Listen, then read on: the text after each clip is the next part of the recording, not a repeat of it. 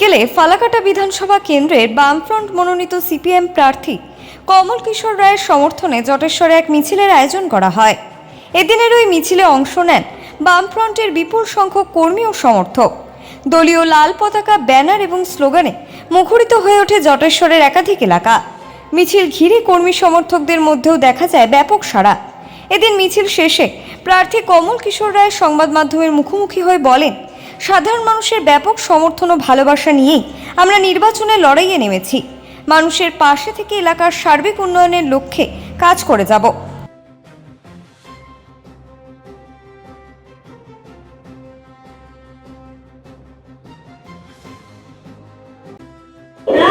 আমরা প্রচারে নামলাম বলতে প্রচার তো অলরেডি আগেই শুরু হয়ে গেছে। আমাদের জটেশ্বরের কর্মসূচিটা কয়েকদিন আগে বৃষ্টির কারণে বাতিল হয়।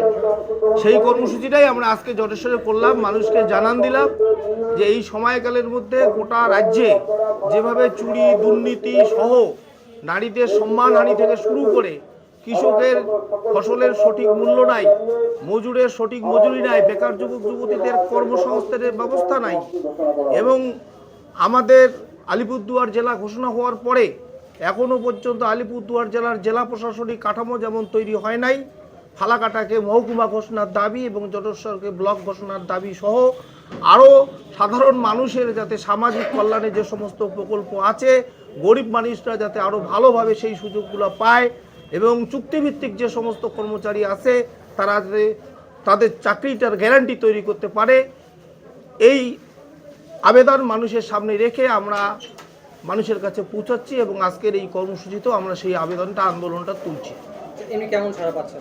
সাড়া তো নিশ্চয়ই ভালো পাচ্ছি। মানুষের মধ্যে এই যে ধর্মীয় বিভাজন, হিন্দু এবং মুসলিম নিয়ে যেভাবে তৃণমূল এবং বিজেপি গোটা রাজ্যে একটা বাতাবরণ তৈরি করছে, মানুষ সেই বিষয়টাকে আমল দিয়ে আগামী দিনে বিকল্প ভাবছে এবং এই জায়গায় আসছে মানুষ যে বিগত দিনে যারা ছিল, বামপন্থী যে সরকারটা ছিল সেই সরকারটাই যাতে আবার পুনরায় প্রতিষ্ঠিত হয় সেই ভাবনা মানুষের মধ্যে কাজ করছে।